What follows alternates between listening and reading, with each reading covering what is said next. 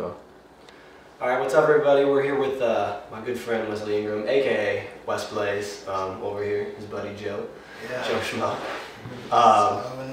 We're here to introduce people. I know I've already put some songs up on the blog from Wes before, but I thought I'd let everybody meet Wes and kind of hear what he's all about. Alright, so Wes, why don't you, for people kind of outside the Heights that don't really know you and your music, why don't you just tell people kind of what you're all about? Alright, man. Wes Blaze. I'm something different. I'm tomorrow's news. You never heard nothing like me. Punchline is crazy, something like Tyson in his prime. But pretty much I try to keep it simple because, you know what I'm saying, I ain't gonna sugarcoat it, I'm intelligent. As long as a lot of people is intelligent, but I try to keep it simple so everybody can follow it, you know what I mean? I try to keep it smooth so people can catch it at the same time, pay attention to it, because sometimes people make it too complicated. Sometimes they make it too simple. That's where you find me right in the middle, you know what I'm saying? Right. That's why I got a little buzz going right now. Okay. Yeah.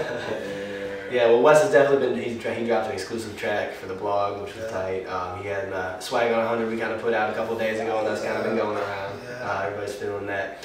I guess first off, why don't we just, to get more about like your style and kind of who you are, first of all, what artists like kind of have shaped, or who you, in hip hop, who you really listening to right now, or who did kind of you start out listening to? I'd say I have to start out listening to Tupac. I'm talking about, when I say start out, 5, 6 years old listening to Tupac.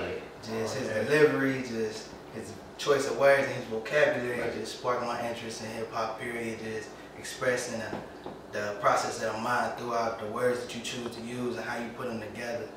It was crazy, and that always stuck with me to like this very day. Tupac Shakur, then Jay-Z kind of put the swag on it, kind of put his own style to it, kind of made it flow without all the yelling, you know what I mean? Right. So I picked up from those different aspects of Jay-Z.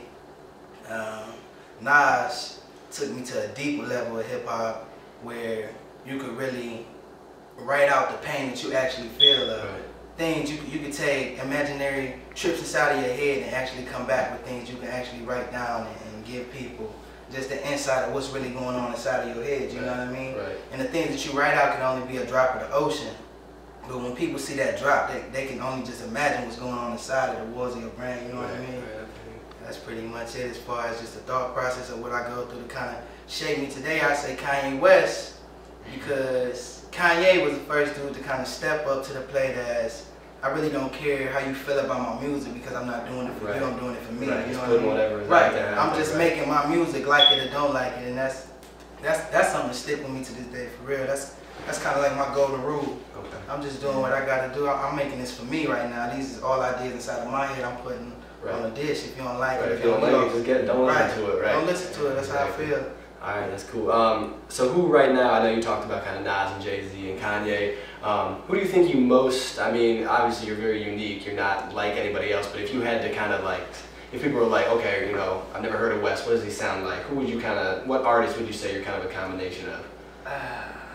That's a tough question to answer. But like, do you take any like your kind of how you flow, kind of like your beat choices? Do you ever take kind of that, like, are there artists that you kind of say, you know what, I kind of like what he's doing, I'm gonna take a little bit of that, a little bit of that, and kind of combine it? Yeah, what I try to do is, just as people in general, when you listen to music, even if you didn't want to, you're not gonna take a piece of that, but you're gonna see similarities in what you put out. But there's people that you like, the people that you find interesting. Like, when I say Lil Wayne, I'm not talking about the Lil Wayne that y'all see today. I'm talking about the Carter 2. I'm talking about that old Lil Wayne. The old Lil Wayne. I'm talking about the mixtapes. I mean, his new music is more poppy and commercial lightweight. Because hats off to Lil Wayne, it's no disrespect or nothing like that. Not like he gonna see this and that. You never know. You never know. But the way Lil Wayne's delivery, just how he just kept it flowing, as far as like, you could choose a bunch of words and put them into a sentence and make them fit perfectly. But if you don't flow them the way you flow them, people are not going to take attention to it. You know what I'm saying? So I say Lil Wayne, and then he brought the young boy Drake up to the plate. I was just about to say, because when you listen to Drake, you can hear a little bit of Wayne in him, but he's kind of like made it his own thing. Yeah, made his own thing. That's kind of like what I'm doing as far as with my punchlines. not trying to be like Drake. Drake is buzzing harder than anybody I've ever seen out here in this bubble. He definitely is. Drake is the man, but I would say punchlines. I'm not trying to be like Drake, but I can see similarities in myself and Drake. Okay, right. No, I feel you on that one. Because Drake definitely comes with the punchlines, and so do you definitely. Right. All right. Well, why don't you, I don't know, take us through a little bit of your background. Like, when did you really? When did you say, you know what? Like, I think this is something music is really what I want to pursue. When did that like first kind of come through your mind and you started rapping? To be 100% honest, my first semester at Akron University. Right. When I started paying all that damn money for the books that I never opened, still ain't open, still in the plastic. Sold them right back. Right, sold them right back to it. And it got real. I was living with Joe Smo. We in an apartment, we struggling, we eating stale ramen noodles. Rice, peas, and corn. Water bowls of cereal. That's a dinner champion. That's what it is. It'll make you a man. That will make you a man. We had about, what, a meal a day. We was still getting high. I don't know how we put that on. But man, it's a talent. You guys gotta give it up to you. Dude, You're talented at it.